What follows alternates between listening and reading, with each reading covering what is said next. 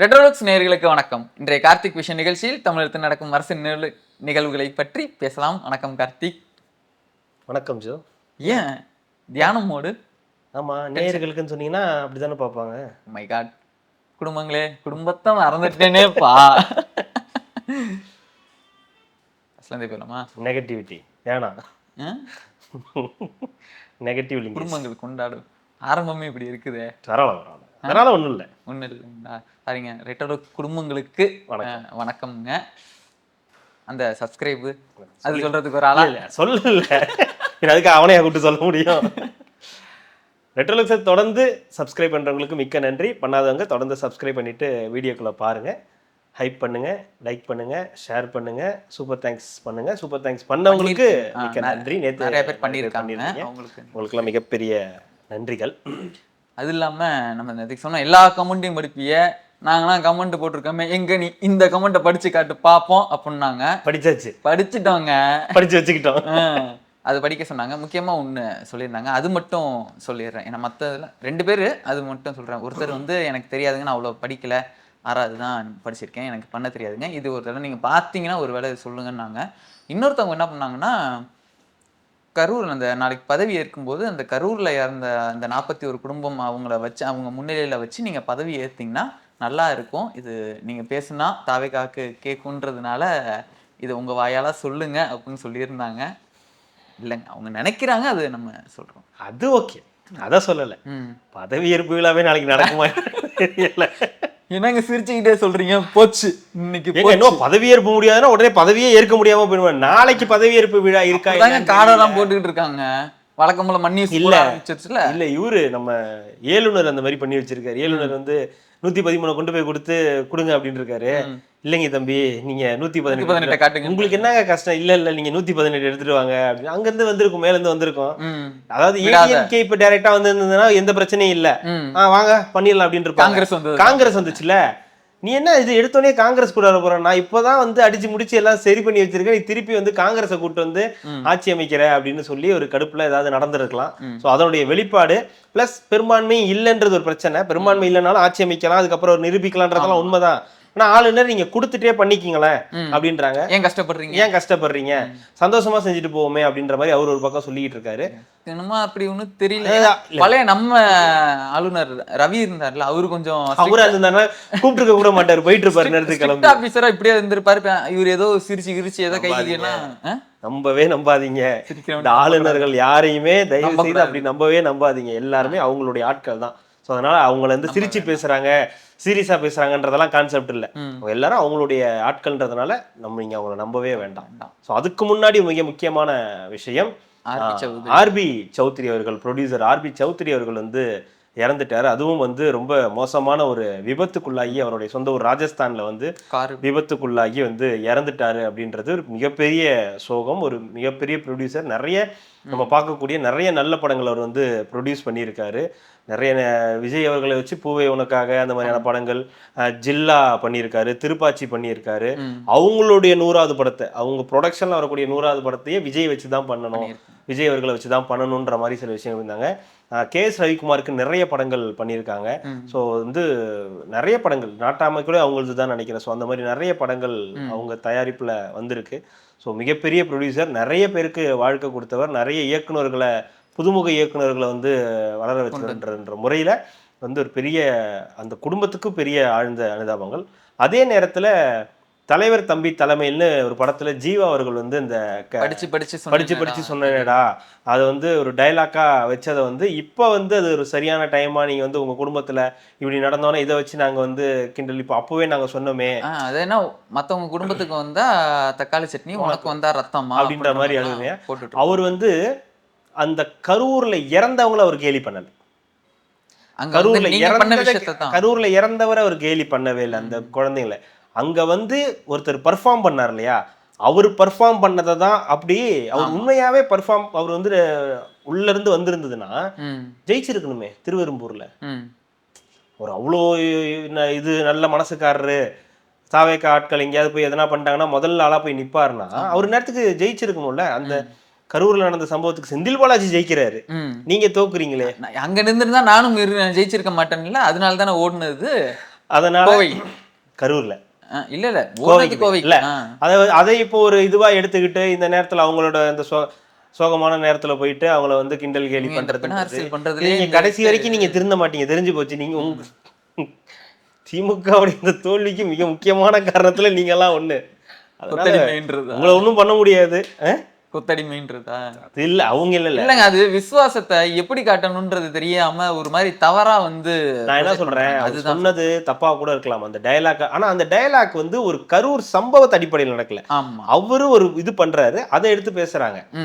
அதை நீங்க இப்போ வந்து அவங்க அப்பா இறந்ததுக்கு வச்சு மென்ஷன் பண்ணி பேசுறது அப்படின்றது அவ்வளவுதான். உங்க தாட்ஸ் அவ்வளவுதான் இருக்குதுன்னு போது அதுக்கு மேல ஒண்ணும் பண்ண நிறைய இடத்துலங்க வன்மத்தை காட்டிக்கிட்டே இருக்காங்க. நீங்க எப்படி ஓட்டு போட்டீங்கன்னு நிறைய பேர் அடிச்சிருக்காங்க, நீ எப்படி விசில் அடிக்கிற, ரிங்டோன் ஏன் இப்படி வச்சிருக்கன்னு அடிக்கிறாங்க. இந்த மாதிரி விஷயங்கள் எல்லாமே வந்து திமுகவினர் வந்து தொடர்ந்து தாவேக்கானர் வந்து தாக்குதல் பண்ணிக்கிட்டே இருக்காங்க. ஆண்டைக்கு அப்படிதான் இருக்கும். ஆண்டை அப்படிதான் இருப்பாங்க.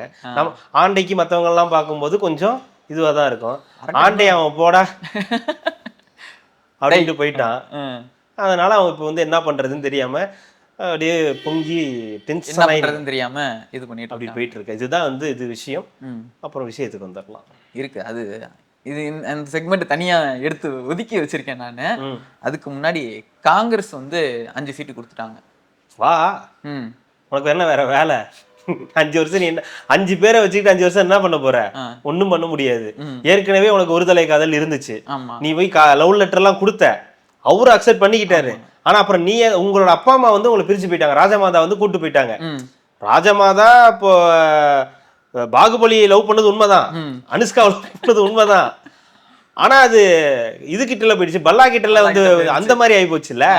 அதனால இப்ப ராஜமாதாவெல்லாம் இப்ப மதிக்கல, ஒரே அடிதான் இந்த பக்கம் ராஜமாதா. நான் உன்னை பார்த்தேன். எத்தனை சீட்டு ஜெயிச்சாங்க? யாரு? திமுக மொத்தமா 75. இப்ப 69 சீட்டு மொத்தமா அவங்க ஜெயிச்சிருக்காங்கன்னு நினைக்கிறேன். நல்லா சொல்லுங்க. ராஜீவ் காந்தி ராஜீவ் காந்தி 2 sum of 19 ஏதோ சம்திங் சொன்னாங்க.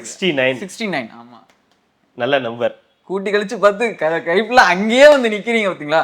இந்த நம்பர் இருக்க கூடாதுன்னா இன்னும் 2 பேர் தயவு செஞ்சு அங்கிட்டு போயிருங்க. 69 புரியாதுன்னு சொல்லாதீங்க. அதனால நீங்க என்ன உடனே வந்து எனக்கு இல்ல 69 என்னன்னு புரியல பிரதர் எல்லாம் கேட்காதீங்க, எங்க கிட்ட கேட்காதீங்க. ஒண்ணு போயிட்டு 69 ராஜீவ் காந்தின்னு கூகுள்ல சர்ச் பண்ணுங்க, இல்ல 69 போட்டு சர்ச் பண்ணீங்க, எங்கள்கிட்ட இருந்து கேட்காதீங்க. என்ன குழந்தைகள் கொஞ்சம் இதா பாருங்கன்னு சொல்லிட்டு டிஸ்க்ளைமர் எல்லாம் போடணும் போல இருக்குது. குடும்பங்கள் பார்க்குறீங்க, அதனால நாகரிகத்தின் அடிப்படை. நீங்க வேற பாத்தீங்களா இப்ப இந்த தேவையில்லாம 69 என்ன ஏதுன்னு கேட்டு தேவையில்லாத எல்லாம் பண்றீங்க. போயிட்டாங்க. ஆமா, 5 பேர் அங்க போயிட்டாங்க. 108 வச்சிருந்த தாவேக்காவுக்கு இப்ப 113 வந்து மாறி இருக்கு. சரி, இதை நம்பி எடுத்துட்டு போயிட்டு அவர்கிட்ட கொடுத்து அவரு என்ன பண்றாரு, இல்ல தம்பி நீங்க இன்னொரு 5 குறையுது 6 குறையுது, நீங்க போயிட்டு எடுத்துட்டு வந்துருங்களேன் அப்படின்னு இருக்காங்க. அதனால வந்து இந்த நேரு ஸ்டேடியத்துல நடந்துட்டு இருக்க இந்த விழா ஏற்பாடுகள் நடந்துகிட்டு இருக்கு.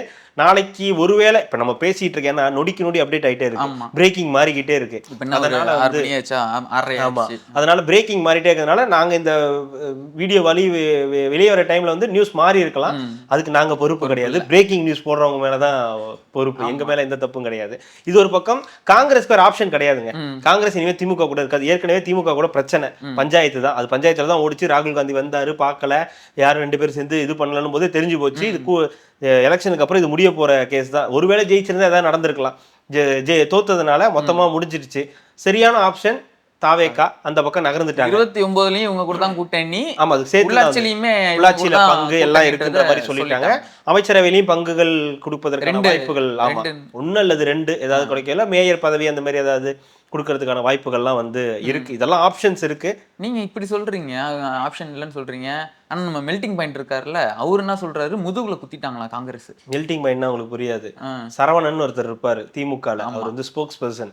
அது நீங்க அவர் ரொம்ப இது போய் சர்ச் பண்ணா யூடியூப்ல போயிட்டு சரவணன் NDTV ஏதோ ஒரு சேனல்ல ஆமா போட்டீங்கன்னா சிரிச்சுக்கிட்டே இருப்பாரு. அவரு தான் நம்ம சரவணன், திமுக. ஆமா, அவர் வந்து என்ன சொல்றா, முதுகுல குத்திட்டாங்க அப்படின்ற மாதிரிலாம் வந்து. திமுக முதுகுல குத்தல, தமிழ்நாட்டு மக்கள் முதுகுல குத்திட்டாங்க. ஆமா, குத்திட்டாங்க. இப்ப என்ன தாவேக்கா வேணான்னு தானே நான் திமுகக்கு ஓட்டு போட்டிருக்கேன், காங்கிரஸுக்கு எல்லாம் ஓட்டு போட்டேன். நீங்க திருப்பி தாவேக்காக்கு போனீங்கன்னா என்ன அர்த்தம்? ஏங்க, ஒட்டுமொத்த காங்கிரஸுமே தாவேக்காக்கு தான் ஓட்டு போட்டிருக்கு. அப்புறம் என்ன காங்கிரஸ் ஸ்பெஷலா வந்து ஓட்டு போடுறாங்க? ஓட்டு போட்டாங்க, ஜெயிச்சாங்க, முடிஞ்சு போச்சு. இந்த கதையெல்லாம் பேசக்கூடாது. அதெல்லாம் அவங்க விருப்பம். ஏன் அவங்களால நீங்க ஒரு 69 ஜெயிச்சிருக்கீங்கல்ல, அப்ப நீங்க உங்களை என்ன பண்ணலாம்? உங்களால அவங்க 5 ஜெயிச்சாங்க நீங்க சொல்றீங்க. அப்ப அவங்களுடைய ஓட்டு உங்களுக்கு வந்திருக்கும்ல. நீங்க இந்த இடத்துல காங்கிரஸோட ஒரு 10,000 ஓட்டு இருக்கும்ல, அதெல்லாம் வேணா கம்மி பண்ணிடுங்களேன். காங்கிரஸ் ஓட்டு யாரெல்லாம் ஓட்டு போட்டீங்கன்னு வந்து லைன்ல நின்னு சொல்லுங்க, அந்த ஓட்டுல எங்களுக்கு வேணாம்னு சொல்லி மைனஸ் பண்ணிக்கீங்க.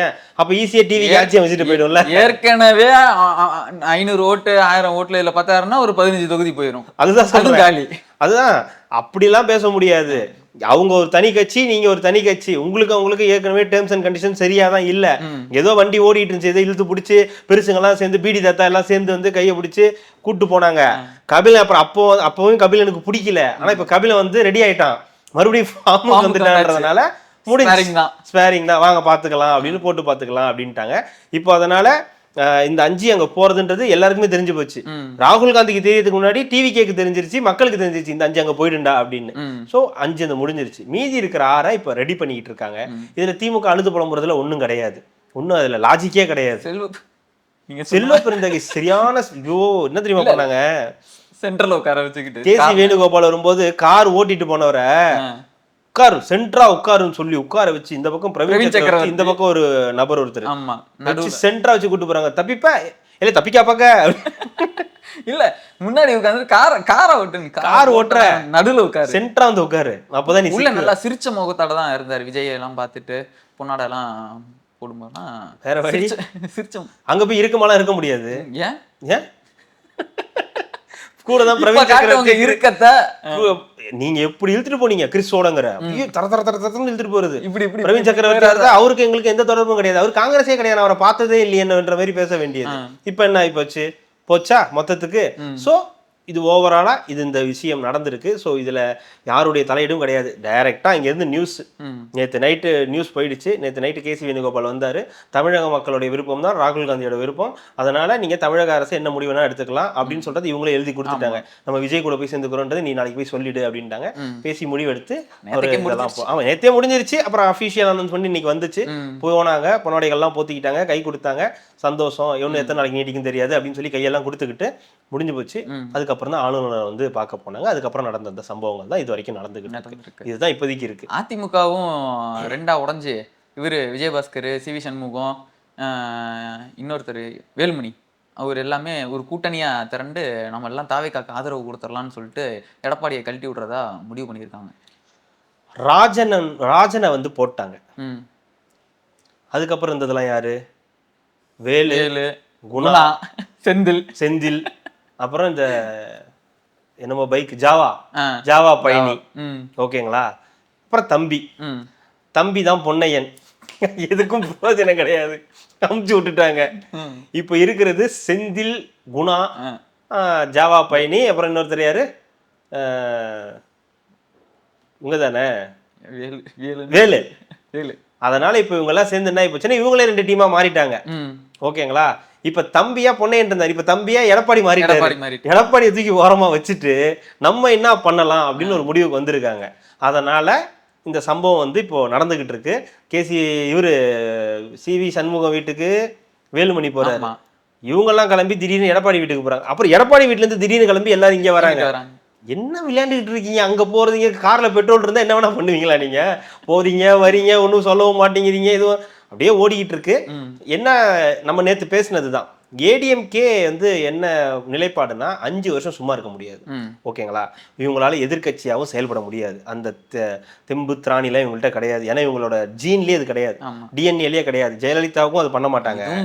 இல்ல ஜெயலலிதாவும் அதை பண்ண மாட்டாங்க. ஏன்னா ஜெயலலிதாவுக்கு தெரியும், அவங்களுடைய ஆளுமை தெரியும். ஸோ அவங்க என்ன பண்ணுவாங்க, கடைசி ஒரு 6 மாசம் தான் ஒர்க் பண்ணுவாங்க. அது வரைக்கும் அவங்க கொடைக்கானல் போயிடுவாங்க, அறிக்கைகள்லாம் விடுவாங்க. இவங்க பாட்டுங்க வேலையை பார்த்துக்கிட்டு இருப்பாங்க. அதே மாதிரி இவங்க நினைச்சிட்டாங்க போல, நம்மளும் பெரிய ஆளுமை, நம்ம சேலத்துல இருந்துகிட்டு நம்ம வந்து இங்க எல்லாத்தையும் ஆட்டி படைச்சிடலாம்னு நினைச்சாரு. அதெல்லாம் இல்லை. நீங்க எல்லாம் ஆளுமை கிடையாது. நீங்க வந்து அந்த வழித்தோன்றல்கள்ல வந்தவங்க. நீங்க எல்லாம் உழைச்சிருக்கணும், உழைக்கல. சரியான எதிர்ப்புகளை கொடுக்கணும், கொடுக்கல. அதுக்கான ரிசல்ட் நீங்க இப்ப வந்து அனுபவிச்சுட்டு இருக்கீங்க. அதனால இப்ப என்னன்னா, இவ்வளவு நாள் கண்ட்ரோல்ல வச்சிருந்தாருல எடப்பாடி பழனிசாமி, நான் சொல்றதை கேளுங்க, நீங்க இதை பண்ணணும் அதை பண்ணணும். இப்ப அந்த ஆளுமை கையை விட்டு போயிட்டு இருக்குது, கொஞ்சம் கொஞ்சமா கையில இருந்து நழுவிக்கிட்டே இருக்குது. கையை தூக்கிட்டாங்க. ஆமா, இல்ல அதோட வெர்ஷன் தான் இப்போ வந்து சிவி சண்முகம் ஏன்னா வட மாநிலங்கள் அந்த வட மாவட்டங்கள் தான் நிறைய வெற்றியை வந்து வட மாவட்டங்கள் தான் வந்துருக்கு. ஸோ அவங்களோட ஆட்கள் அதிகமாக வந்து சிவி சண்முகத்துடைய ஆட்கள் வந்து இருக்காங்க. ஏற்கனவே அந்த 6 பேர் வந்து போய் பேசினாங்கன்ற அந்த நியூஸ் எல்லாம் நம்ம பார்த்துருக்கோம்ல.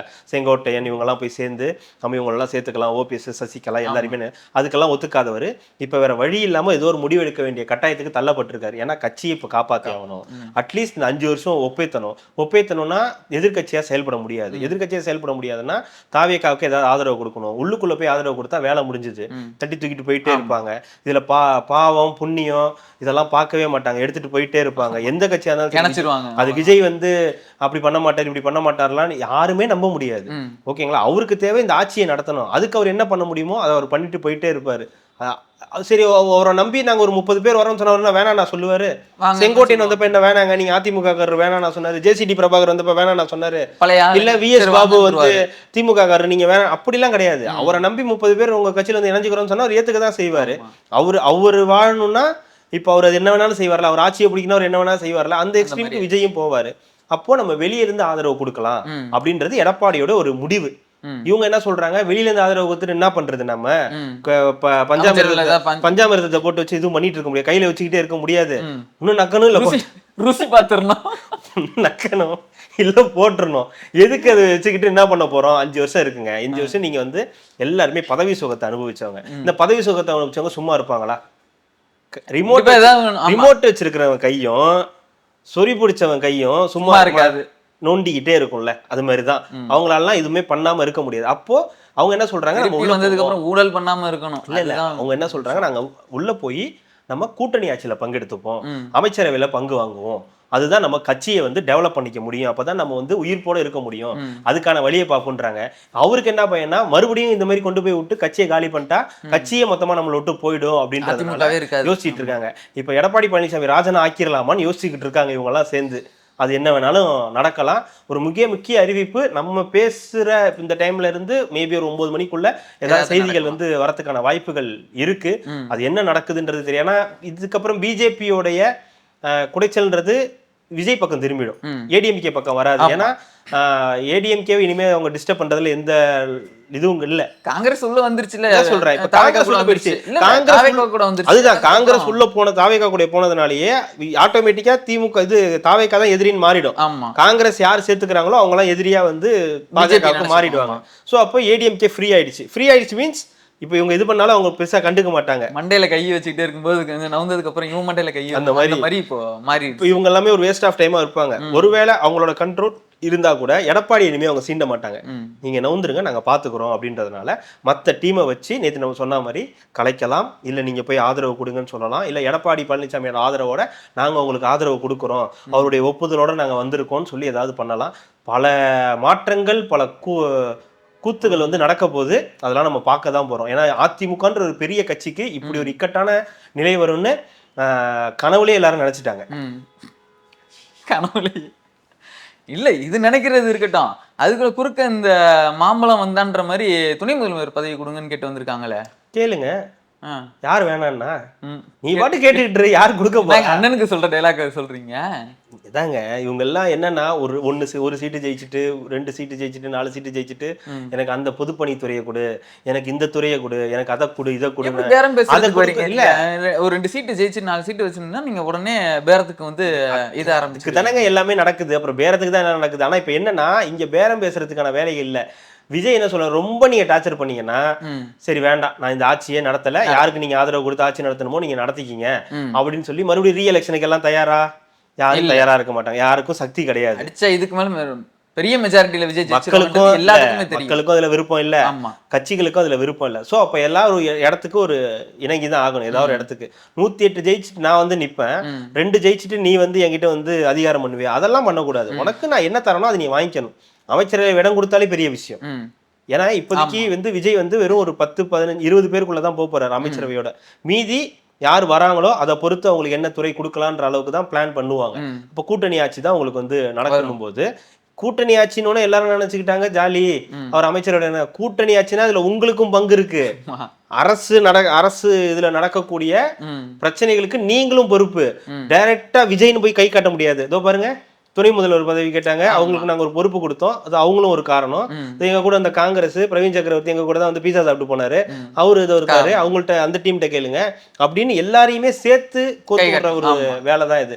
டைரக்டா தாவேகா ஆட்சின்னு சொல்ல மாட்டாங்க, தாவேகாவுடைய கூட்டணி ஆட்சி, தாவேகா நடத்திய கூட்டணி ஆட்சியில இப்படி ஒரு சம்பவம் ஆச்சு. மெயின் கல்பிரிட் தாவேகாவாகவும் மற்ற அதர்ஸ்க்கு இவங்கெல்லாம் வந்து சேர்ந்துக்கிற மாதிரி வந்து ஒரு நிலை வரும்.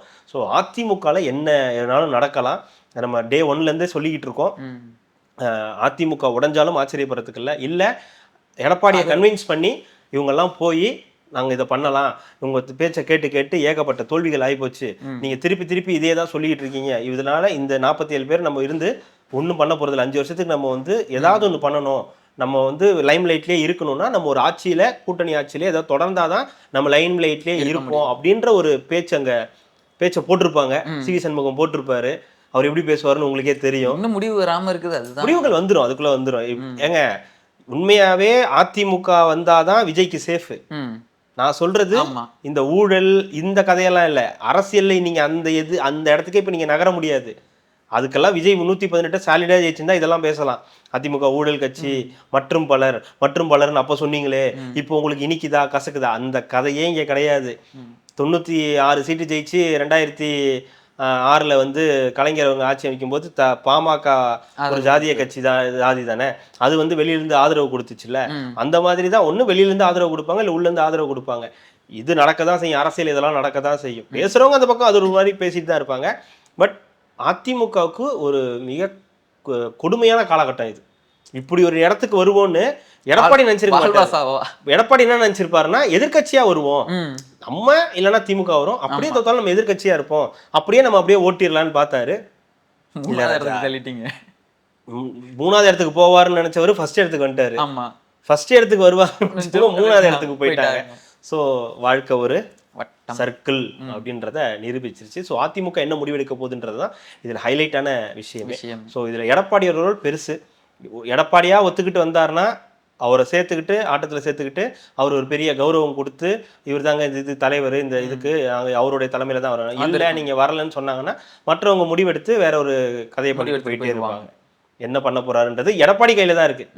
எல்லாரும் என்ன சொல்றாங்க, இந்த பால் வந்து விஜயோட கோர்ட்ல இருக்குன்றாங்க. இல்லை, அந்த பால் எடப்பாடி பழனிசாமி கிட்ட தான் இருக்குது. அவரு தான் என்ன பண்ணணும்ன்றத முடிவு பண்ணணும். பால் எடுத்து வச்சுக்க போறாரா இல்ல தூக்கி எஸ்பி வேலுமணிட்டையும் சிவி சண்முகத்திட்டையும் கொடுக்க போறாரான்னு தெரியல. கிரிக்கெட் பாலா ஃபுட்பால் தெரியல, அது வேற சொல்லுங்க. நீங்கெல்லாம் சொல்லி கிரிக்கெட் பண்ண, அவர் சொல்ல ஃபுட்பால் அப்படின்ட்டு சும்மா விளையாண்டுட்டு இருந்தாங்க. இப்போ போலாங்களா? நேற்று பேசணும். ஸ்டாலின் அவர்கள் வந்து குளத்தூர் தொகுதிக்கு போய் மக்கள் எல்லாம் பார்த்துட்டு ஆறுதல் சொல்லிட்டு வந்திருக்காரு. அதுலயே ஆறுதல் சொல்ல போனாரா ஆறுதல் வாங்க போனாரா, அதுலயே எனக்கு பெரிய குழப்பம் இருக்கு. ஆறுதல் வாங்க போயிருக்காருன்னு சொல்லலாம். சரி, ஓகே. போக்கிரி படம் தான் சிங்க என்னைக்குன்னா அழுது இருக்கு. அதுக்குதான் பக்கத்துல சேகர் பாபு அவர்களை எனக்கு அப்படி தோணலங்க. அது போக்கிரி படத்துல வடிவேல் அழாம அதுதான் அந்த பையன் அழுவான்ல பக்கத்துல, அந்த மாதிரி வந்துட்டு தான் அழ முடியாத சேகர் பாபை வச்சு அழ வச்சுட்டு இருந்தாரு. அழ வச்சுட்டே வந்தாரு போல. யாரும் காலை கீழே மிதிச்சிட்டாங்களோ, ரொம்ப நேரம் மிதிச்சுக்கிட்டே வந்தாங்களோ சேகர் பாபு காலை குழந்தை மணிக்க வந்தாரா வாய இல்ல அப்படியே ஒரு மாதிரியே அழுதுகிட்டே வந்தாருல, ஒரு மாதிரி மூஞ்ச அது அழுதாரா சிரிச்சாரா என்னன்றதே தெரியல. என்ன தலைவா உனக்கே இந்த நிலைமையானு, நான்லாம் ஜெயிச்சுட்டேன். எனக்கு அவர் அழும்போது எல்லாரும் இல்ல ஐயோ இப்படி அழுறாரு பாருங்க அப்படின்னு. அதுக்கப்புறம் அந்த மீம்ஸ் எல்லாம் பார்க்கும்போது யாரு இந்த கட்சி ஐயோயோ அவங்களா, முதல்ல அவரை வெளியே வர சொல்லுங்க, அதுக்கப்புறம் பார்க்கலாம். அப்படி இல்லைன்னா அந்த தூய்மை பணியாளர்கள் வந்து நின்னாங்கல்ல, இல்ல தூய்மை பணியாளர்கள் பிரச்சனையானது. நீங்க யாரு நீளத்துல நான் பேசுறது இல்லை, உங்களால நாங்க கூப்பிடவே இல்லையா, பத்திரிகையாளர் தானே கூப்பிட்டோம். அந்த ஆணவம் இருந்துச்சுல்ல, அதுதான் அந்த ஆணவத்துக்கான பதில். அதாவது எல்லாரும் குளத்தூர்ல வந்து ஸ்டாலின் அவர்கள் தோத்ததை வந்து ரொம்ப இதுவா சொல்றாங்க. அவர் வந்து குளத்தூரையே சிங்கப்பூரா மாத்திட்டாரு. அந்த குளத்தூரையே வந்து பாத்தீங்கன்னா அப்படியே லண்டனா மாத்தி வச்சிருந்தாரு. அங்க நடக்கும்போதே வந்து பாத்தீங்கன்னா வெயிலே அடிக்காது, குளத்தூர்ல வெயில்ன்றதே இருக்காது, முழுக்க முழுக்க வந்து பாத்தீங்கன்னா குளிர் பிரதேசமா தான் இருக்கும். மொத்தமாவே அங்க ஹிமாலயாஸா தான் இருக்கும். குளத்தூரே குளமா தான் இருக்கும், அது ஒன்றும் டவுட் கிடையாது. மாசு கூட இன்னைக்கு ஒரு ட்வீட் போட்டிருந்தாரு, குளத்தூரோ ஏதோ என்னமோ போட்டிருந்தாரு, அந்த மாதிரி ஆக்கி வச்சிருந்தாங்க மக்கள்லாம் சேர்ந்து அப்படின்னாங்க. குளத்தூர்ல ஸ்டாலின் தோத்துருக்க கூடாதுன்னா அதுக்கு என்ன பண்ணிருக்கணும், அங்க வேலை செஞ்சிருக்கணும். அங்க வேலை செஞ்சாரு, அப்புறம் ஏன் தோத்தாருன்னு கேட்டா எப்படி 2 பேர் மட்டும் ஜெயிச்சாங்க? சேகர் பாபுவும் உதயநிதி ஸ்டாலின் மட்டும் எப்படி ஜெயிக்கிறாங்கன்னு ஒரு கேள்வி இருக்கு. உதயநிதி ஸ்டாலினே ரொம்ப கம்மியான மார்ஜின்ல தான் 9,000 சில்லற வாக்குகள் வித்தியாசத்துல தான், அதுவும் பின்னடைவுன்னு இருந்து அப்புறம் தான் முன்னிலைக்கு வர்றாரு. அவர் மட்டும்தான் ஜெயிக்கிறாரு. அப்புறம் உஷாரா சேகர் பாபு மட்டும் ஜெயிக்கிறாரு. இந்த பக்கம் எழும்பூர்ல இருந்திருக்க வேண்டிய பரந்தாமன் இல்ல, அவர் ஏற்கனவே ஒரு கம்ப்ளைண்ட போட்டாரு.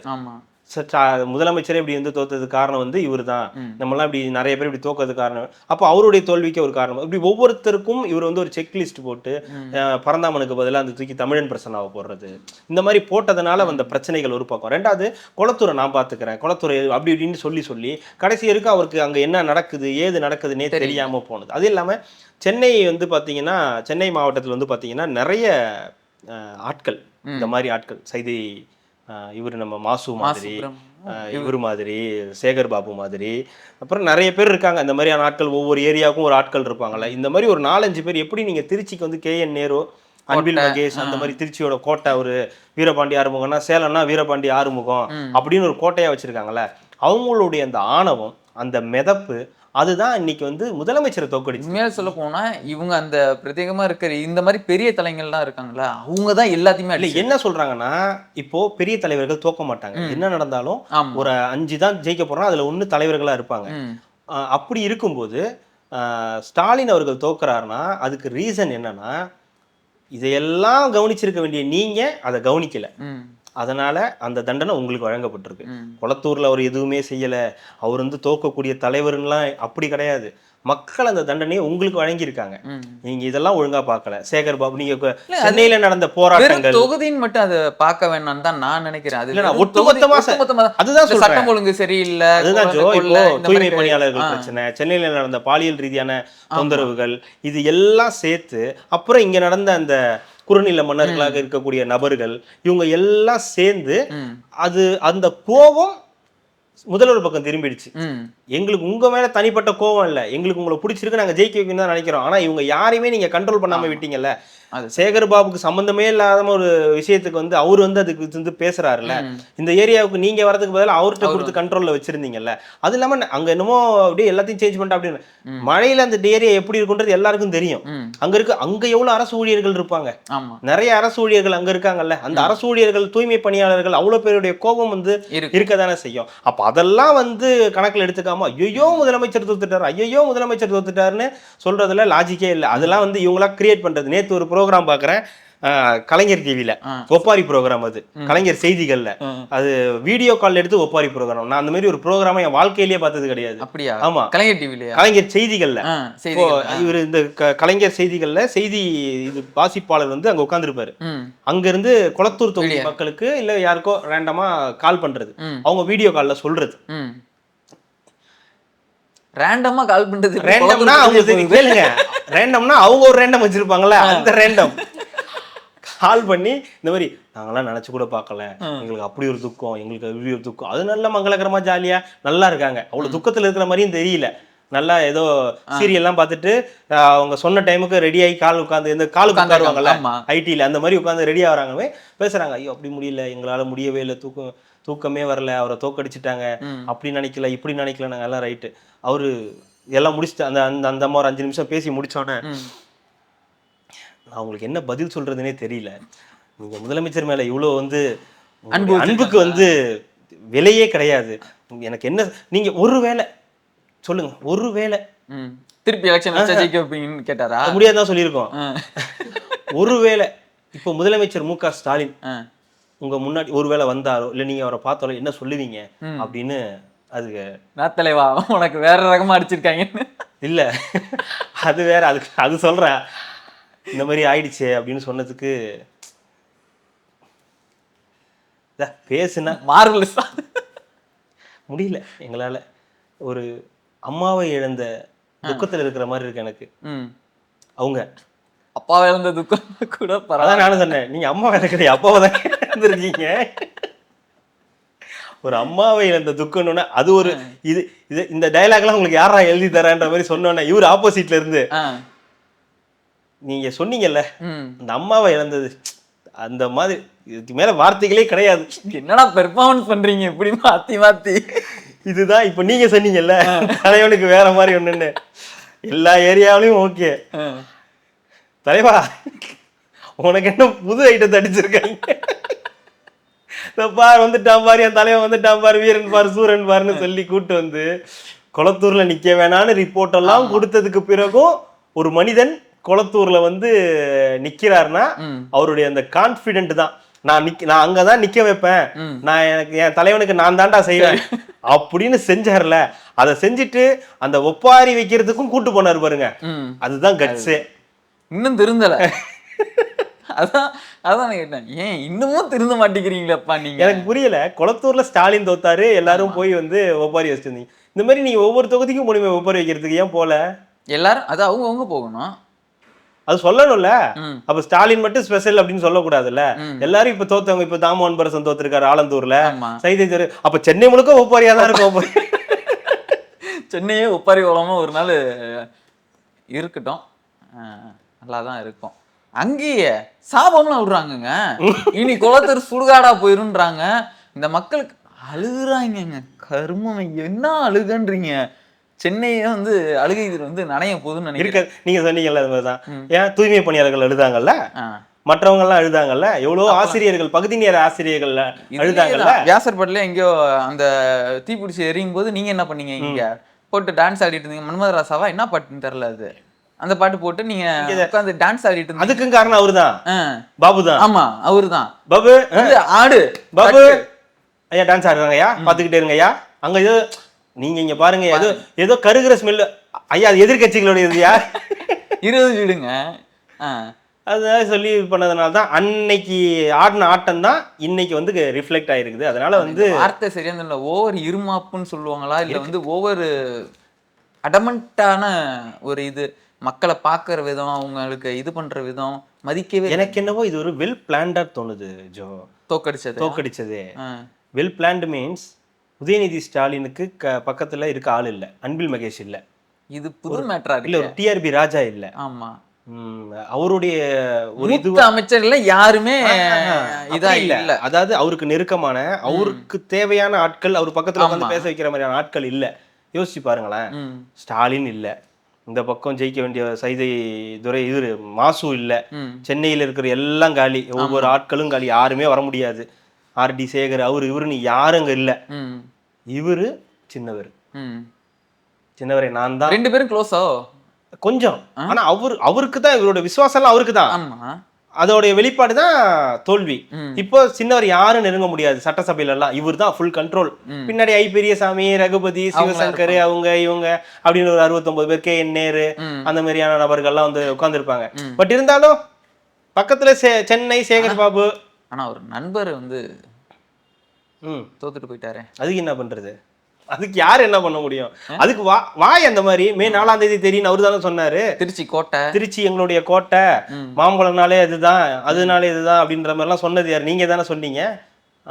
அதுதான் சொல்றேனே, எல்லாம் நடக்கிறதுக்கு முன்னாடியே வாய் விட்டுருச்சு, ஒன்றும் பண்ண முடியாது. அதுக்கு இந்த தோல்விக்கு காரணம் அவங்க தான், அவங்களே தான். அதாவது அவர் ஃபர்ஸ்ட் டைம் ஜெயிச்சப்ப அவர் பயங்கரமா வேலை செஞ்சாரு.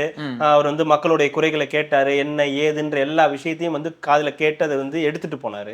அடுத்த தடவை ஜெயிச்சோன்னே அதுக்கு கண்டுக்கல, அவரு பெருசா வந்து அதுக்கு ரியாக்ட் பண்ணல. ரெண்டாவது டிவிக்கே சம்பந்தமான துக்க இடங்களுக்கு மட்டும்தான் நான் போவேன்னு ஒரு இது கங்கணம் கட்டிட்டாரு. கொல்கத்தாலே போய் கட்டிட்டு வந்துட்டாரு, காப்பு கட்டிட்டு வந்துட்டாரு. அப்ப யாரும் என்ன பண்ண முடியும்? அவ்வளவுதான். அதற்கான தண்டனைகளை அனுபவிக்கிறாங்க. அதுக்கு வந்து நம்ம பொறுப்பாக முடியாது, நீங்க தான் பொறுப்பு. அதனால தமிழக முதல்வரை தோக்கடிச்சது, கொளத்தூர் தொகுதியே வந்து துக்கத்துல இருக்கு, 3 நாள் கொடியிறக்கம் அப்படின்லாம் அந்த இதெல்லாம் கிடையாது. அவரும் ஒரு வேட்பாளர், அவரையும் ஒரு வேட்பாளரா உடனே அண்ணாவை தோக்கடிச்சிருக்காங்க. இவரு காமராஜரை தோக்கடிச்சது நீங்க தான், காமராஜரே தோக்கடிச்சது நீங்க தான். அப்ப உங்களை ஒருத்தர் தோக்கடிக்க மாட்டாங்களா? உங்க ஒப்பனுக்கு உங்க ஒப்பன் இருக்கதான் செய்வான். அடுத்தது இன்னொன்று மேட்டர் இருக்கு அவங்களதுலயே, அதை நான் ஒன்று சொல்றேன், அது உங்களுக்கு புரியும், நீங்க கேட்டுட்டு என்னன்னு சொல்லுங்க. கிருத்திகா உதயநிதி அவங்க தான், அவங்க ட்வீட் தானே, எல்ஜிபிடிக்கு ஆதரவு கொடுப்பாங்க, அவங்க தான். என்ன சொல்றாங்க? இதை சொல்றாங்க, நல்லா இருக்கும், அவங்க நல்லா எழுதுவாங்க. அவங்க டைரக்ஷன்ல உதயநிதி எதுவும் படம் நடிக்கிறாரா? வாய்ப்புகள் இருக்கு. இப்பயே நடிச்சிட்டு இருந்தாரு, அதான் ஃபெயிலியர் ஆயிடுச்சு. நடிக்க மாட்டாருங்க, நடிக்க மாட்டாரு தெரியும், அதுதான் தெரியும் எங்களுக்கு. படம் நடிக்க மாட்டாரு, அதுலயும் நடிக்க மாட்டாரு. கேளுங்க, கடினமான காலம் வலிமையான மனிதர்களை உருவாக்கும். ஓகே, அது வந்து முதல் லைன் வந்து விஜய்க்கு. ம். கடினமான காலம் வலிமையான மனிதர்களை உருவாக்கும். உருவாக்கும். வலிமையான மனிதர்கள் நல்ல காலத்தை உருவாக்குவார்கள். விஜய் விஜய் 2 லைன்ல விஜயை பாராட்டியாச்சு. ம். நல்ல காலம் பலவீனமான மனிதர்களை உருவாக்கும். ஸ்டாலின் அவர்கள். உதயநிதி உதயநிதி ஏன் அவர் தான் ஜெயிச்சிட்டாரு. 2021. 21. ஓகே. நல்ல காலம் பலவீனமான மனிதர்களை உருவாக்கும். உதயநிதி. பலவீனமான மனிதர்கள் மீண்டும் கஷ்டமான காலத்தை கொண்டு வருவார்கள். கொளத்தூர். ம். இப்படிலாம் போட மாட்டாங்களே. போட்டிருக்காங்களே. ஏன் துக்கம். துக்கமா? சாரி, சந்தோஷம். சந்தோஷம் இருந்திருக்கும். ஏதாவது பல கடுப்புகள் இருந்திருக்கும். கடைசி வரைக்கும் துணை முதலமைச்சரா உட்கார வச்சு வேலை வாங்கிட்டீங்க. என் கணவர் எவ்வளவு கஷ்டப்பட்டிருக்காரு, அவருக்கு ஒரு முதலமைச்சர் பதவி கூட கொடுக்காம விட்டுட்டீங்களே அப்படின்ற ஒரு கடுப்பு இருந்திருக்கலாம். சரி, இது எப்படி காட்டுறதுன்னு தெரியல. சரி, நேரடியா ஸ்டாலின் போட்டா துர்கா ஸ்டாலின் கோச்சிப்பாங்க. உதயநிதியும் ஏன் அப்படி எல்லாம் போட்டேன் அப்படின்னு வந்து கேட்பாரு. அதனால வந்து பொதுவா சொன்னேன்ற மாதிரி, அதாவது இந்த நாட்டாமை படம் பார்த்துருந்தீங்கன்னா தெரியும் உங்களுக்கு. இதுக்கு கூட போய் உங்க அண்ணனை தான் கேட்பீங்களா? உள்ளூர் இருக்க காவிரியில குளிக்கிறதா அண்ணன் கேட்க வேண்டாண்டி, வெளியூர்ல இருக்க கங்கையில குளிக்கிறா அண்ணன் கேட்டுதானே போகணும். அந்த மாதிரிதான் வந்து இதெல்லாம் செய்யணும்னா அப்பாவை கேட்காம எப்படி இதை செய்யணும்னா அப்பாவை கேட்க வேண்டாண்டி, ஆனா அதை செய்யணும்னா கேட்கணும்ல அப்படின்ற மாதிரி ஏதாவது நடந்திருக்கும். அதோடைய வெளிப்பாடுன்னு நான் நினைக்கிறேன். இதோட சேர்த்து இன்னொன்னு, நம்ம இசையமைப்பாளர் இருக்காருல்ல. ஆமா, நிறைய படத்துக்கு மியூசிக் பண்ணியிருக்காரு. ஆமா, ரொம்ப நிறைய படம் பண்ணியிருக்காரு. சுப்பிரமணியபுரம் மியூசிக் டைரக்டர் அப்படிதான் சொல்லணும். சுப்பிரமணியபுரம் மியூசிக் டைரக்டர் தான் சொல்லணும். அவர் என்ன சொல்றாருன்னா, அப்படி சொல்லாது, எனக்கு ஒரு ஸ்பார்க் வந்துச்சுன்னாரு. தமிழோட விளையாடுங்க. அவருங்க தமிழோட விளையாடா? அவருக்கு ஏதோ ஸ்பார்க் வந்திருக்காமே. தமிழோட விளையாடியா விஜயோடய விளையாண்டுட்டு இருக்கு? இல்லையே, ஸ்பார்க் வந்திருக்கான். எதுல? ஏசியா? எதுல? அவருக்குள்ளே ஒரு ஸ்பார்க் தெரியல. அவர் ஒரு எலக்ட்ரிசிட்டி போல இருக்குது. எலக்ட்ரிஷியனா இருப்பாரு. சொல்லுங்க. எலக்ட்ரிஷியனா? என்ன சொல்றேன்னா, மியூசிஷியனுங்க. அதனால ஸ்பார்க்லாம் அப்பப்போ வரதான் செய்யும். ஸ்டாலின் தோத்தது நல்லது, அதுதான் எல்லாரும் சொல்றாங்க. அதுதான் அவர் மட்டும் ஸ்பெஷலா சொல்றாரு. அதுல என்ன பெரிய ஸ்பார்க் இருக்கு? அதுலயும் ஒரு சூழ்ச்சம் வச்சிருக்காரு. கொளத்தூர்ல அவ்வளவு பேர் நினைச்சதுனாலதான் தோத்திருக்காரு நல்லதுன்னு. இவர் புது விதமான உருட்டு தான். திருப்பி இவரே தலைவனுக்கு வேற ரகமா எறிகிறாப்புல. என்ன மாதிரினா, விஜய் முதலமைச்சரா அங்க உட்கார்ந்து இருக்கும்போது ஸ்டாலின் அவர்கள் எதிர்கட்சி தலைவர்களா உட்கார்ந்து இருக்கணுமா? 75 வருஷ கட்சிக்கான அழகா இதெல்லாம் இந்த சேர்ந்துதான், இந்த யூனிவர்ஸ் இதெல்லாம் சேர்ந்துதான் அவரு இது பண்ணி கொண்டு வந்து அவரை வந்து தோக்கடிச்சிருக்கு. சண்டாவா ஸ்டாலினை தோக்கடிச்சு எனக்கு என்னமோ நீங்க தான் வேண்டி இருப்பீங்கன்னு நினைக்கிறேன். அதாவது ஸ்டாலின் விஜய் முதலமைச்சராகி ஆப்போசிட்ல சட்டசபையில உட்கார்ந்துட்டா அவமரியாதை. 75 வருஷ கட்சி இல்ல, 4 வருஷம் 2016 இருந்து 21 வரைக்கும் ஒருத்தர் இருந்தாரு, எடப்பாடி பழனிசாமின்னு ஒரு முதலமைச்சர். ஆமா, அப்ப வராத அவமானமா? சரி, பரவாயில்ல, ரைட்டு. இப்ப விஜய் அவர்கள் முதலமைச்சர். ஒரு வகையில அது கரெக்ட் தான்.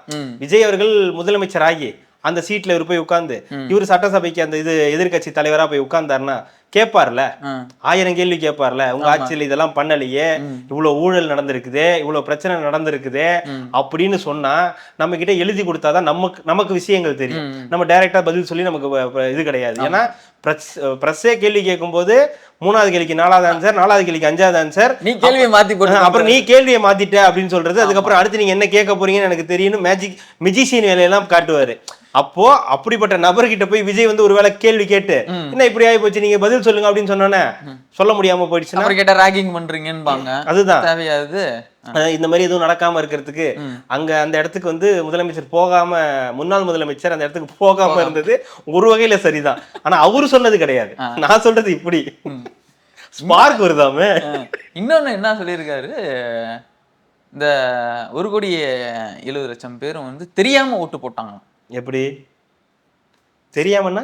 தெரியாம போட்டாங்களாம். ஏன்னா தெரியாம போடவே மாட்டாங்க. நீங்க தெரியாம போட்டாங்கன்றீங்க. அறிவு இல்லாம போட்டுட்டாங்க, அவங்களுக்கு ஒரு புரிதல் இல்ல அவங்களுக்கு. அது வந்து நம்ம அப்படிதான் எடுத்துக்கணும். இந்த 1,70,00,000 வாக்குகளை வந்து நம்ம அந்த மாதிரி தான் எடுத்துக்கணும் அப்படின்னாரு. எப்படிங்க அறிவு இல்லாம போட்டேன்றீங்க? தபால் ஓட்டு எல்லாமே போட்டிருக்காங்க, தாவேக்காக்கு போட்டிருக்காங்க, அவங்களாம் அறிவில்லாத ஆட்களா அப்படின்னு கேட்க. அரசு ஊழியர்கள் போட்டிருப்பாங்க. எவ்வளவு பேர் அரசு ஊழியர்கள் வந்து என்ன எவ்வளவு கொடுத்தாலும் திருப்தியே அடைய மாட்டாங்க. அவங்களுக்கு வேணும் கேட்டுட்டே தான் இருப்பாங்க. ஆனா எனக்கு என்னன்னா அவர் ஒரு ஆளுன்னு அவரை போய் ஒருத்தர் இன்டர்வியூ எடுத்துக்கிட்டே இருக்கான் பாருங்க, அப்ப போய் எவனாவது ஒருத்தன். அதுதான் எனக்கு ஆச்சரியமா இருக்கு. லைம் லைட்ல வர்றதுக்கா? அப்ப அவங்களுக்கு போர் அடிக்குமோ, ஒருவேளை இவங்க எல்லாம் போய் எடுத்துட்டு வருவோம், என்ன ஏதுன்னு கேட்டு வருவோம் அப்படின்னு போர் அடிக்குமா என்னன்னு தெரியல. சும்மா காச்சுக்கும் போய் எதனா எடுத்துட்டு வந்து அப்புறம் இன்னொருத்தர் இவரு நம்ம இவரு அதாங்க இந்த கேஸ்ல கூட மாட்டினாரு, விஜய் கூட போய் டிஜிபி ஆபீஸ்ல கொடுத்துட்டு வந்தாரு. ஆமா ஆமா ஆமா, புன்ராஜ் வந்து என்ன சொல்றாருன்னா, இவிஎம் மிஷின்ல வந்து இது பண்ணிட்டாங்க. எத்தனை தடவை அந்த மாவு அரைப்பீங்க? அந்த மாவு அரைச்சி அதை எடுத்து தோசை ஊத்தி. போன தடவை அப்படிதான் ஜெயிச்சாங்களோ ஈவினிங் மிஷின்? அப்படிதான் போன தடவை திமுக அப்படி ஜெயிச்சது. இந்த தடவை இப்ப தாவேகா அப்படி ஜெயிச்சு. அதுக்கு முன்னாடி அதிமுக அப்படி ஜெயிச்சு. 2 தடவை அதிமுக அப்படி வந்து ஆளுக்கு ஒண்ணு கரெக்டா தான் இருக்கு. அந்த எண்ணெய் எங்க இருந்து தான் வருதுன்னு தெரியல. உடனே பிஜேபி வந்துருச்சு, உடனே இவிஎம் மிஷின்ல மாத்திடுச்சு. தெளிவா கேக்குறான், விவி பேட்ல வருமே, விவி பேட்ல வரும், அதை நீங்க என்ன வேண்டியது? அது எந்த காலத்துல எண்ணி முடிக்கிறது? விவி பேட்ல அது என்னைக்கு எண்ணி, இது என்னைக்கு முடிக்கிறது? அதாவது எதை நீங்க ஒரு சிஸ்டத்தை ஏதாவது ஒன்று நம்பிதான் ஆகணும். நான் கடைசி வரை இப்ப யாருமே சொல்லவே இல்லையே. 85% ஓட் ஆயிருக்குது, யாருமே சொல்லவே இல்லையே இந்த மாதிரி ஆச்சு அந்த மாதிரி ஆச்சுன்னு. உங்களுக்கு நடந்தா ஒண்ணு, மத்தவங்களுக்கு நடந்தா ஒண்ணுன்னு பேசுறீங்களா? இந்த மாதிரி போரிங்கான கண்டென்ட் கொடுக்குற ஆட்கள் எல்லாம் வந்து வேண்டாம். அது இந்த ஜேம்ஸ் வசந்தன், ஆனா ஜேம்ஸ் வசந்தன் வந்து ஓகே ஒருத்து தான். ஏன்னா ஸ்பார்க்கு நல்ல பாட்டு, எலக்ட்ரீசியன், மியூசிஷியன், என்னங்க நல்ல பாட்டு கொடுத்துருக்காரு. ஒரே ஒரு நல்ல பாட்டு கொடுத்துருக்காரு, யாரு இல்லைன்னா. அதுக்கு மேல நீங்க பேசுற கருத்துக்களை வந்து எங்களால கேட்க முடியல. இல்லங்க, இணையத்துல வேற வளம் வந்துகிட்டே இருக்குங்க. எங்க அதுக்கு என்ன பண்ற, இணையம்னா 4 வளம் வரதான் செய்யும். இன்னொன்னு, இதுதான் நிறைய பேர் வந்து கேட்டுக்கிட்டே இருந்தாங்க, நமக்கும் மெசேஜ் பண்ணி கேட்டுகிட்டே இருந்தாங்க. தாவேக்கா இப்போ அந்த கட்சிக்குள்ள நடக்கிற விஷயங்களை பத்தி பேசிட்டு இருந்தாங்க. முதல்ல வந்து கெட்டது எல்லாத்தையும் பேசிடுவோம். இது கேக் கட் பண்ணார்ல நம்ம ராயப்பேட்டை வந்து தாமு அவர்கள் வந்து வாலில் வந்து கேக் கட் பண்ணாங்க. இன்னும் எம்எல்ஏ கூட ஆகலை, அதுக்கு முன்னாடியே நீங்களாம் இது பண்ணுறீங்க, நீங்கள் இன்னும் மன்னர் கிடையாது, அதுக்கு முன்னாடியே இந்த மாதிரிலாம் ஆரம்பிக்கிறீங்கன்னு சொல்லி இது ஒன்று.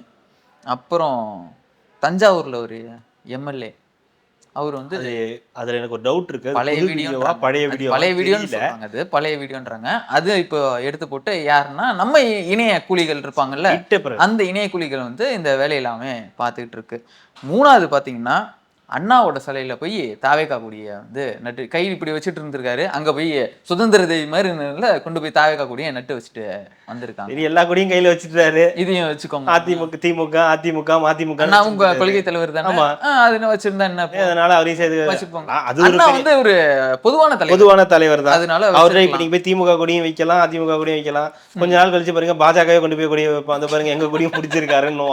அது ஓகே, அதெல்லாம். ஆனா அந்த மாதிரி தப்பு பண்றது தப்பு. அவர் கொடியை கொண்டு போய் அதெல்லாம் வந்து நீங்க வேணா உங்களுடைய இதை வச்சு கொடியை வச்சு அவர் உங்க கொடியை பிடிச்சிருக்க மாதிரி வேணா கூட வச்சுக்கோங்க. ஏற்கனவே கொண்டு வச்சிருக்க சிலையில உங்க கொடியெல்லாம் கொண்டு போய் அங்க வைக்க கூடாது. இந்த இது சொன்னீங்கல்ல, அந்த விஜய் தாமு அவர் வந்து பண்ணது தப்பு தான், அதெல்லாம் வந்து டவுட்டே கிடையாது.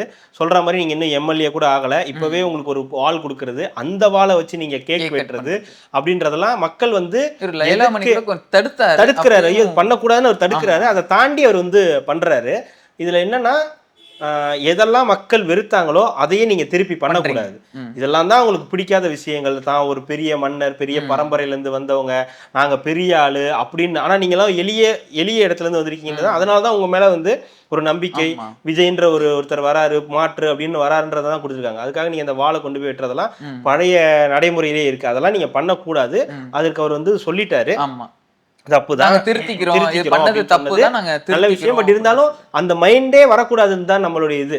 அவர் தெரியாம பண்ணியிருந்தா கூட அவர் ஒருத்தர் தடுக்கிறாருல, அது ஏன் எதுக்குன்னு கேட்டுட்டு நீங்க அது அப்பயே தடுத்து இருந்திருக்கணும். அதையும் தாண்டி நீங்க அதை செய்யறீங்க அப்படின்றது ஒரு தப்பான விஷயம். அதே நேரத்துல அது தப்புன்னு தெரிஞ்சதுக்கு அப்புறம் மன்னிப்பு கேட்டு சொன்னதும் நல்ல விஷயம்ன்றது நம்ம பார்க்கலாம். அதே நேரத்துல இன்னொரு நேரத்து அங்க தீப்பிடிக்கிறது எங்கேயோ இடத்துக்கும் அவர் வந்து தீப்பிடிச்சிருக்கு, ஒரு உடனே போயிருக்காரு. அங்கே ராயபேட்டத்துல வந்து ஒரு கார் வந்து ஃபயர் ஆயிருக்கு, உடனே அந்த ஏரியாக்கே போயிருக்கு. நல்ல விஷயம், களத்துக்கு உடனே போறதுன்றது நல்ல விஷயம். இந்த மாதிரி விஷயங்கள் பண்ணாதான் மக்கள் உங்க மேல வந்து ஒரு நம்பிக்கை வரும். ஆர்கே நகர் பண்ணுங்க, இந்த மரிய வில்சன் கூட இருந்த ஒரு அது போக்சோ போட்டு கைது பண்ணிருக்காங்க. அதாவது தப்புதான். இது எந்த கட்சி, இதெல்லாம் இந்த மாதிரி விஷயத்துல கட்சியோ இதுதான் மாற்றமா அப்படின்னு கேட்டு அதுதான் உடனே வந்து பத்தி அவங்க கட்சியில கைது பண்ணியாச்சு, ரைட், ஓகே, நீ சொல்றது நியாயம் தான். அது எந்த கட்சியா இருந்தாலும் வந்து இது விராத்தி குளத்துல திமுக ஆட்சியில நடந்ததும் தப்பு தான்.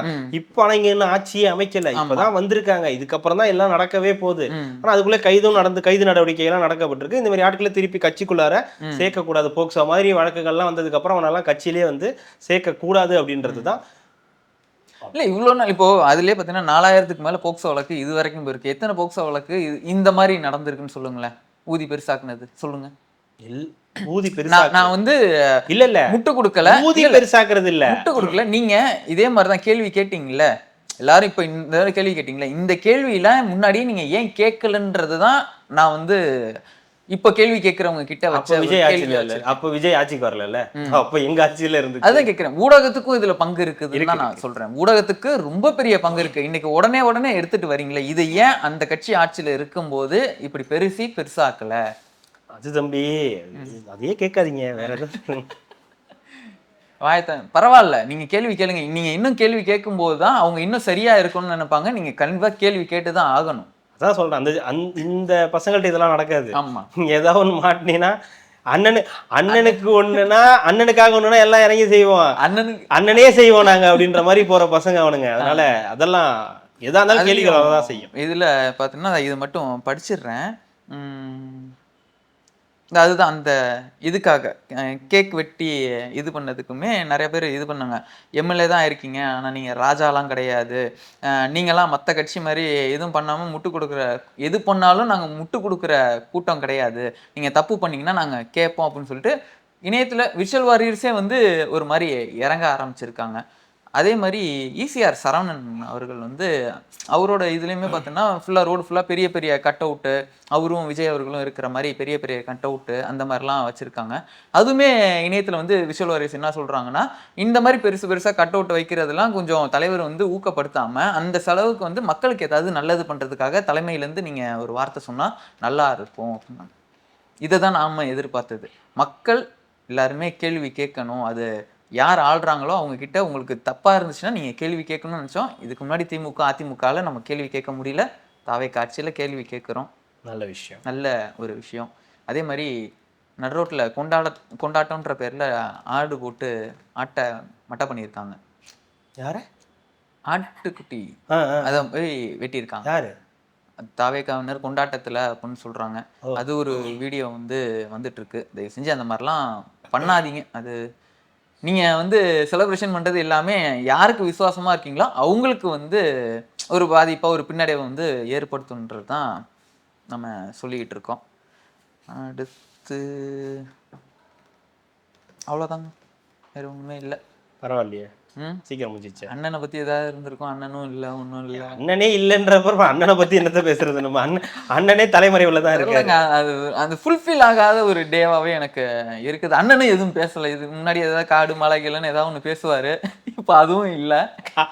காடு மலை எல்லாமே இப்போ அண்ணனுக்கு எதிராக இருக்குது. எதிராக இருக்கா? ஆமா, மக்கள் மட்டும்தான் விஜய் அவர்களுக்கு ஆதரவா இருக்காங்க, இயற்கை எல்லாமே அண்ணனுக்கு ஆதரவா இருக்கு. இப்படி எப்படி? எந்த அடிப்படையில? எந்த அடிப்படையில? நான் தானே அவங்க கூட மாநாடு போட்டேன். சரி, அதனால அவங்க எல்லாமே அண்ணனுக்கு தான் ஆதரவா இருப்பாங்க.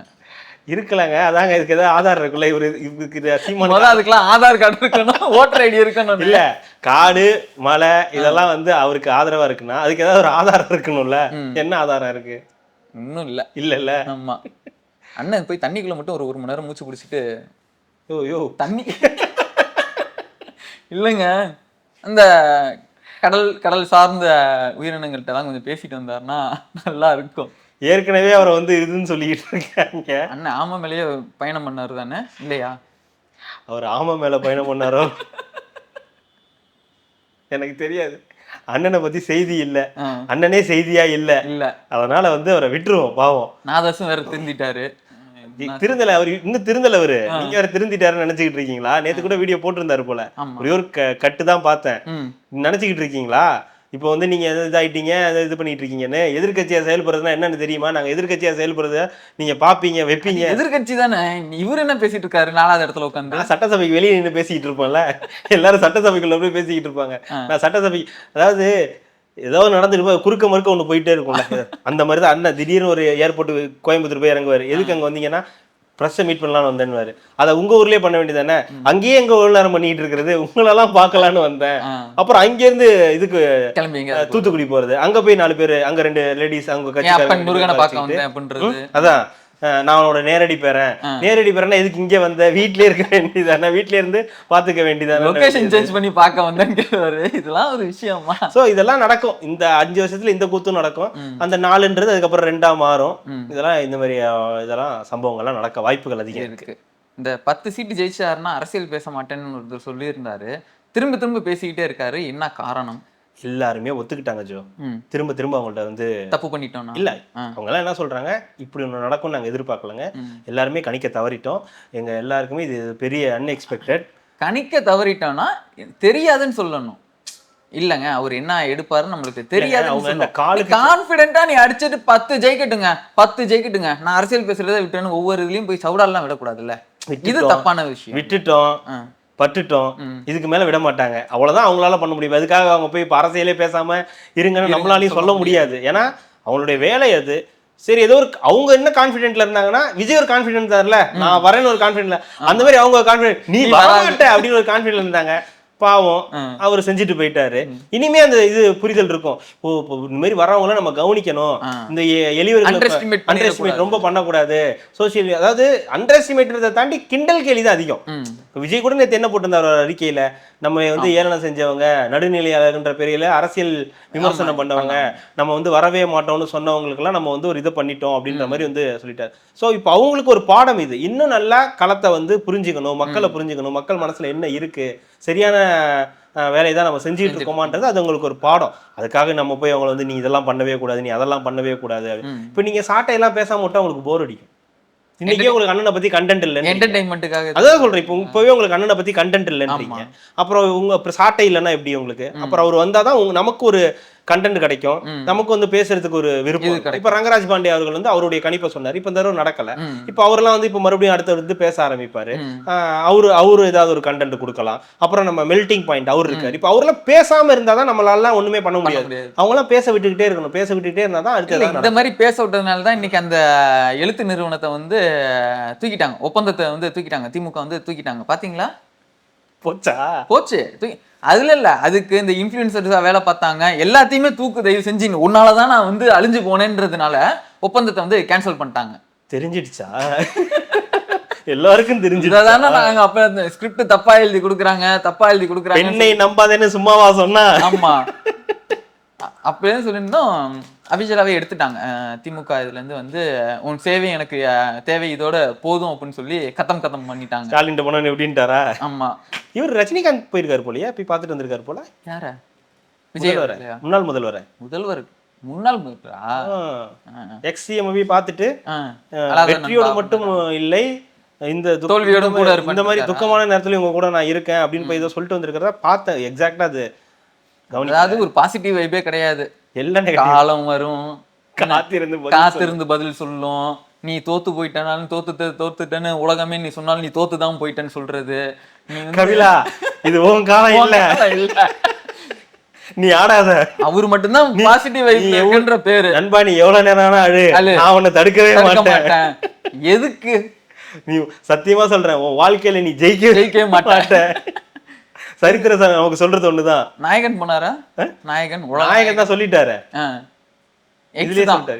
ஆமா, இவருக்கு எக்ஸ்சிஎம்க்கு சொல்லிட்டாருங்க. நேர்ல போய் நேர்ல இல்ல, ட்விட்டர்ல தான். ட்விட்டர் தானா? நீங்க வென்றுடுவீங்க, கவலைப்படாதீங்க.